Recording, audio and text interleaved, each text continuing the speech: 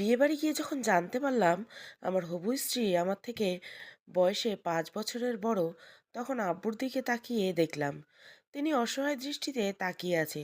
তার দৃষ্টিতে এটা স্পষ্ট যে আমাকে বিয়েটা করতেই হবে। এমন সময় আসে পাশের লোকের নানান কথা আমার কানে এলো। আরে ভাই, ছেলের মনে হয় দোষ আছে, না হলে কি কেউ নিজের থেকে বড় মেয়েকে বিয়ে করে নাকি? হুম, দোষ আছে ছেলের, কিনা জানি না, তবে মেয়েটারও তো আছে। তা তো সকলেই জানে। দোষ আছে বলেই তো এমন সুন্দরী মেয়ের বিয়ে হয় না। আরে ভাই, সবকিছু টাকা। মেয়ের বাপ ছেলেপক্ষকে 20 লাখ টাকা দিয়েছে, তাই তো অমন মেয়েকে বিয়ে করছে। টাকার জন্য মানুষ কত কিছুই না করে, আজ তা নিজের চোখে দেখলাম। না হলে কেউ কি এই মেয়ে বিয়ে করে নাকি? এমন সময় আমার এক বন্ধু আমার কাছে এসে বলল, কিরে, কত টাকায় বিক্রি হলি তুই? আমাদের তো জানতেই দিলি না। গভীর পানির মাছ কিন্তু তুই। সকলের কথা শুনে আমার চোখ থেকে পানি পড়ছে। আসলেই তো, আমাকে কেন আমার থেকে বড় মেয়েকে বিয়ে করতে হবে? শুধু কি টাকার জন্য? আসলেই কি মেয়ের বাড়ি থেকে আমাদের টাকা দিয়েছে? নিজের বাবা শেষ পর্যন্ত টাকার জন্য রক্তের ছেলেকে বিক্রি করে দিল? না, আর কিছু ভাবতে পারছি না। চোখ দিয়ে পানি পড়ছে। কি করে এসব হয়ে গেল? আমি আকাশ, সবেমাত্র মাধ্যমিক পরীক্ষা দিয়েছি। এই বয়সে মানুষ কত স্বপ্ন থাকে, আমারও ছিল। কিন্তু আজ সব কিছু শেষ হচ্ছে মনে হচ্ছে। বাবা, মা আর আমি, তিনজনের ছোট্ট পরিবারের আমাদের। বাবা সামান্য বেতনের চাকরি করে, তাই দিয়ে আমাদের খুব ভালো চলে যায়। বলতে গেলে সুখী পরিবার আমরা। সকলের মতো আমারও ইচ্ছে ছিল কলেজ শেষ করে একটা চাকরি পাওয়ার পর মিষ্টি একটা মেয়েকে বিয়ে করব। কিন্তু না, তার আগেই কি থেকে কি হয়ে গেল। বিয়ের সকল পর্ব শেষ করে বিদায় নেওয়ার সময় মেয়ের বাবা আমার হাত ধরে বলল, আমার মেয়েটাকে সুখে রেখো বাবা, ও খুব ভালো। তার কথার কোনো উত্তর আমি দিলাম না। আব্বু বিয়ের আগে যে মেয়ের ছবি দেখিয়েছিলেন, তাকে দেখে আমি এতটাই মুক্ত হয়ে গিয়েছিলাম যে নিজের চোখে দেখার প্রয়োজন মনে করিনি। হয়তো নিজের চোখে দেখলেও এমনটা হতো না। যেখানে নিজের বাবা মেয়ের সকল খোঁজখবর নেয়, সেখানে আমার নাক গলানোটা প্রয়োজন মনে করিনি। বাড়ি ফিরে সকলের কথার আমার মরে যেতে ইচ্ছে করছিল। এমন সময় মা আর বাবার কিছু কথা কানে ভেসে এলো। ছেলেটাকে কি এমন একটা মেয়ের সাথে বিয়ে দেওয়া উচিত কাজ হলো? বাবা, আরে চুপ করো। সাথে যে 20 লাখ টাকা পাচ্ছ, সেটাও তো দেখো। কে কি বলল তাতে আমাদের কি? ছেলেটার জীবন শেষ করে দিলাম মনে হয়। আরে কিসের জীবন শেষ? ওকে বাঁচতেই তো। Dash dash. আমাকে দেখে বাবা মা দুজনে চুপ হয়ে গেল। মা আমাকে রাগী গলায় ঘরে যেতে বলল, কিন্তু আমার ঘরে যেতে ইচ্ছে করছে না। এখনো আমার ওই মেয়ের মুখ দেখতে ইচ্ছে করে না। কি নির্লজ্জ মেয়ে, নিজের ছোট ভাইয়ের বয়সের ছেলেকে বিয়ে করতে রাজি হয়েছে। বাবা মার কথায় জোর করে একবার ঘরে গেলাম। গিয়ে দেখলাম মাথায় ঘোমটা দিয়ে একটি মেয়ে বসে আছে। মানুষের মনে নানান আবেগ অনুভূতি হয়, কিন্তু আমার শুধু ঘৃণা আর রাগ হচ্ছে। শব্দ করে দরজা লাগাতে সে কেঁপে উঠল। আমার ওকে ছোঁয়া বা ওর সাথে ঘুমানোর কোনো ইচ্ছে নেই। তাই ওর পাশে রাখা বালিশ আর কাঁথাটা আনতে গেলে সে আর্তনাদ করে বলে উঠল, আমার পিরিয়ড চলছে, প্লিজ আমাকে জোর করবেন না। আমার আপনাকে ছোঁয়ার কোনো ইচ্ছে নেই। সবাইকে নিজের মতো ছোট মনে করবেন না। আমি নিজে ঘুমাচ্ছি, আপনি খাটে ঘুমিয়ে পড়ুন। বেশ রেগে রেগে কথাগুলো বললাম। মেয়েটা আর কিছু না বলে চুপচাপ বসে রইল। আমি বালিশ আর কাঁথা নিয়ে নিচে ঘুমিয়ে পড়লাম। সারাদিনের ক্লান্তি দূর করে আমার একটু ঘুম দরকার। মেয়েটার মুখ দেখতে ইচ্ছে করলো না। যাকে দেখে মায়ায় পড়েছিলাম, সে কিছুতেই এই বুড়ি হতে পারে না। মাঝরাতে ঘুম ভেঙে গেল। চোখ খুলে দেখলাম কেউ জানলার কাছে দাঁড়িয়ে কাঁদছে। দাঁড়িয়ে আছে বললে ভুল হবে, কেউ জানলাটা বন্ধ করার চেষ্টা করছে। আমি অবাক হয়ে গিয়ে প্রশ্ন করলাম, এত রাতে জানলা বন্ধ করছেন কেন? আপনাকে দেখলাম বাতাস আসার জন্য ঘুমাতে পারছেন না, তাই বন্ধ করতে দিতে চাইছিলাম, কিন্তু পাচ্ছি না। চুপচাপ নিজের কাজ করেন। আমার ঘরের জিনিস বা আমাকে নিয়ে এত মাথা ব্যথা করতে হবে না আপনাকে। নিজের ছেলের বয়সী ছেলেকে বিয়ে করেন, লজ্জা করে না আপনার? আমি আপনাকে বিয়ে করতে চাইনি। যেখানে আমি কোনোদিন মা হতে পারবো না, সেখানে কাউকে কেন বিয়ে করব? আব্বু আমার জোর করে নিজের সম্মান বাঁচাতে বিয়ে দিয়েছেন। আমি কারো ক্ষতি করতে চাই না। কিছুটা ভেজা গলায়, বিয়ে করার ইচ্ছে নেই, হা হা। আর আরও যদি এত ভালো হন, আপনি তাহলে নিজের হাত কেটে মরে যেতেন। আমার জীবনটা শেষ করে দিয়ে এখন নাটক না করলেই হয়। কড়া গলায় কথাগুলো বললাম, আমি সত্যি নাটক করছি না। আরে, তুই তো একটা বাজারের মেয়ের মতো, যে শরীরের সুখের জন্য যে কোনো ছেলের গলায় ঝুড়ে পড়ে। তোর তো কাউকে বাবা ডাক শোনানোর ক্ষমতা নেই। নিজের মুখ দেখাতে লজ্জা করে না? আমি হলে কবেই মরে যেতাম। মেয়েটা আর কোনো কথা না বলে চুপচাপ খাটের উপরে গিয়ে শুয়ে পড়ল। স্পষ্ট কান্নার আওয়াজ শুনতে পেলাম, কিন্তু মনে কোনো মায়া দয়া আসলো না। তাই চুপচাপ ঘুমাতে গেলাম। সকালে উঠে দেখলাম সারা ঘর রক্তে ভেসে আছে। তাহলে কি মেয়েটা সত্যি সত্যি আত্মহত্যা করেছে? না না, এমন কিছু হলে আমি সহ আমার পরিবার জেলের ভাত খাবো। তাড়াতাড়ি উঠে মেয়েটার কাছে গেলাম। সারা মুখে জায়গাতে কালি লেপ্টে আছে। হাতের দিকে লক্ষ্য করে দেখলাম বেশ গভীরভাবে হাতটা কাটা। ভয় পেয়ে চিৎকার দিয়ে সকলকে ডাকলাম। এখন কি হবে?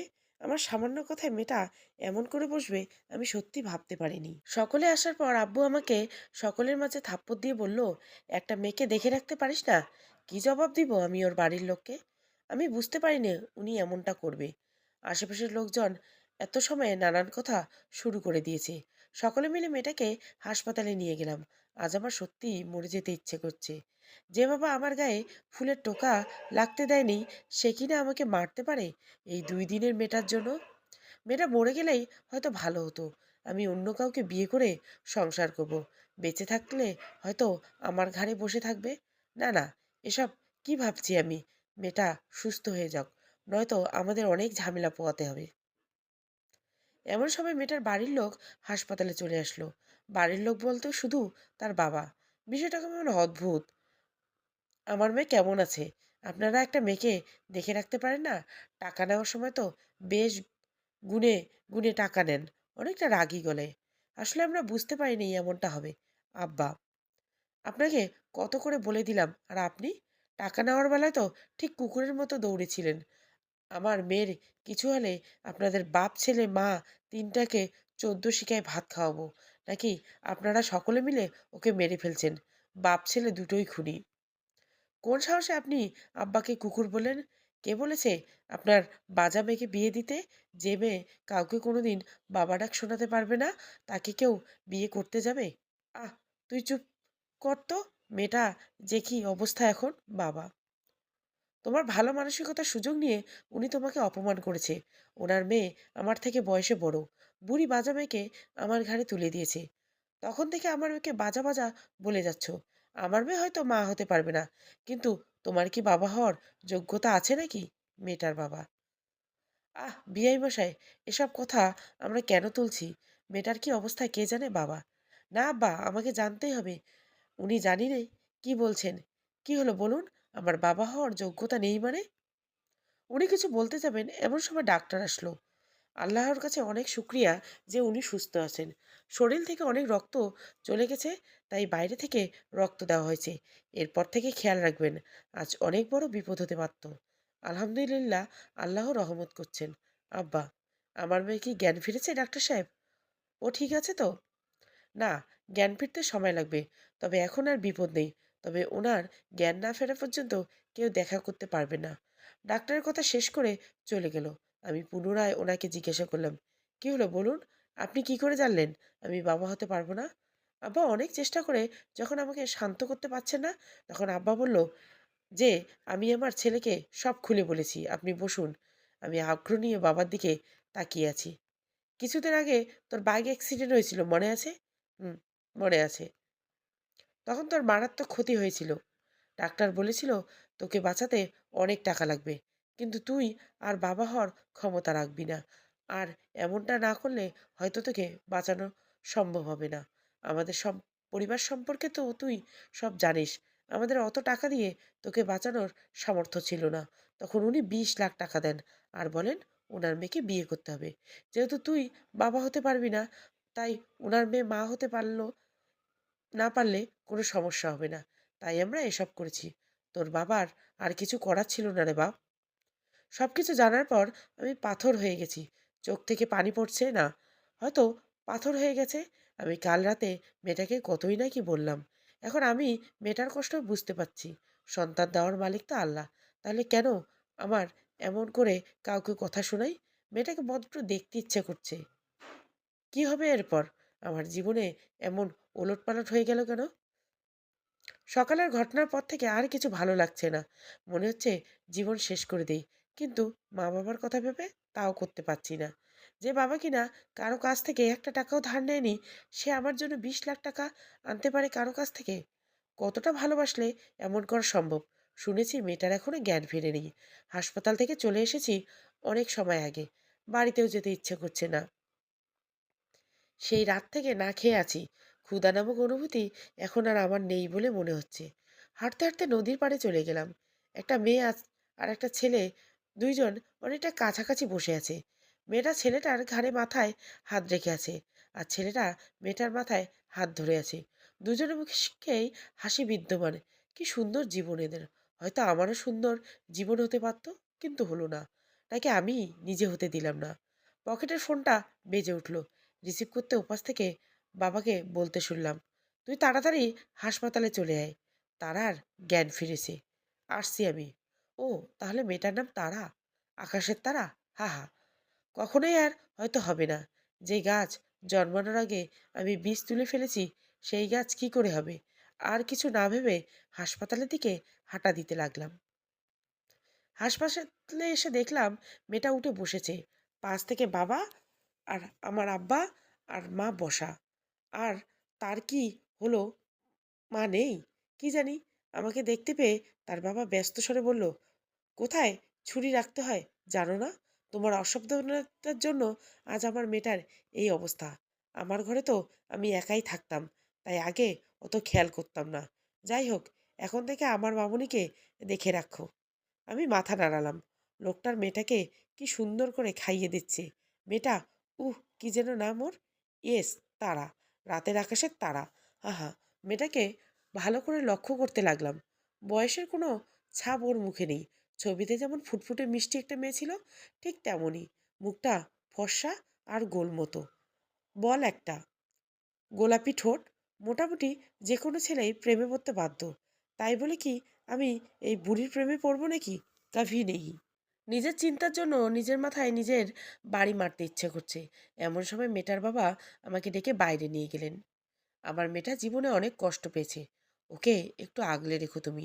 তোমার থেকে বড় হয়ে আমি তোমার কাছে হাত জোর করে বলছি, মেয়েটাকে কষ্ট পেতে দিও না। জি, চেষ্টা করব।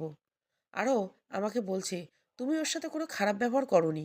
রাতে ঘুমানোর ভিতরে কি করে হাত কেটে গেছে ও জানে না। আর তুমি ঘরে ছিলে না, তুমি কিছু জানতে না। আমার মেয়েটা আগেও এমন করেছে, ওকে একটু সামলে রেখো বাবা। ও, তার মানে তারা আমার ব্যাপারে একে কিছু বলেনি? কিন্তু কেন? চাইলে তো আমার ব্যাপারে বলতে পারতো, তাহলে লুকিয়ে রাখলো কেন? কি জানি বাপু, মনে মনে। কি ভাবছো? কইনি কিছু না, তো বলুন। আমার কাজ আছে, আমি আসি। মেয়েটার দিকে খেয়াল রাখো। জি অবশ্যই। উনি চলে যাওয়ার পর আমি ক্যাবিনে গেলাম। আমাকে রেখে বাবা মাও বাড়ি চলে গেল। সকাল থেকে কারো খাওয়া হয়নি। এই তো সুযোগ, ওর কাছ থেকে জেনে নেই কেন আমার কথা বলেনি। আচ্ছা, আপনি আমার কথা কিছু বলেননি কেন আপনার বাবাকে? এমনি বলিনি ভাইয়া। হোয়াট ভাইয়া? আমি কি আপনার ভাইয়া হই? তাহলে কি ছেলে বলে ডাকবো? কাল রাতে আপনি বলেছেন আপনি আমার ছেলে বা ভাইয়ের বয়সী। এত বড় ছেলে হওয়ার তো সম্ভব না, তাই ভাই ডাকলাম। তাহলে কি বলবো? আমার নাম ধরে ডাকবেন। আমার নাম আকাশ। ঠিক আছে আকাশ ভাইয়া। সারা জীবন মেয়েরা ভাইয়া ডাকলো, আজ বউটাও ভাই ভাই করে। কি কপাল আমার! কি হলো, এমন করে তাকিয়ে আছেন কেন? আমার মাথায় একটা শয়তানি বুদ্ধি আসলো। ওর ঠোঁটের সাথে ঠোঁট দিয়ে চেপে বললাম, হি হি। আর বলবে ভাইয়া, হারামি একটা। উহু, এবার বোঝ মজা।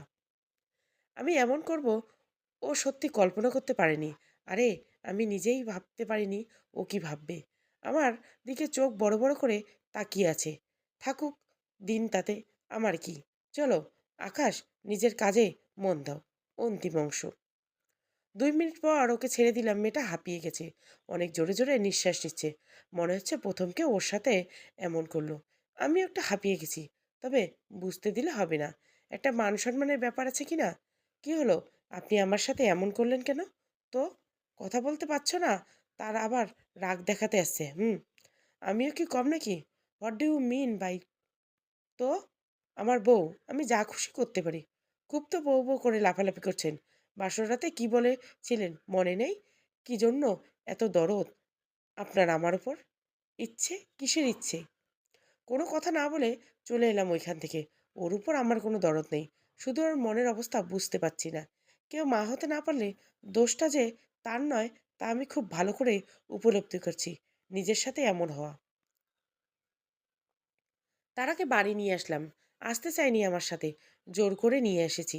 ওর উপর কারো অধিকার দিব না আমি। যা আছে আমার কপালে, তবে আকাশের তারাকে আমি হারাতে দিব না। বাড়ি আসার পর থেকে পরিবেশ একদম স্বাভাবিক। এতটাই স্বাভাবিক আমার জন্যই হয়েছে। তারার থেকেও নিজের স্বামীর অধিকার জোর করে নিয়েছি। ওর মন জয় করার চলার চেষ্টা করি সবসময়, কিন্তু আমাকে ও কোনোদিন মেনে নিবে কিনা জানি না। তারার সাথে আমার বিয়ের আজ 5 বছর হয়ে গেছে। সম্পর্ক স্বাভাবিক হলে কেন তারার মুখে ভালোবাসি নামক শব্দটা শুনতে পাইনি? আমিও আশা করি না।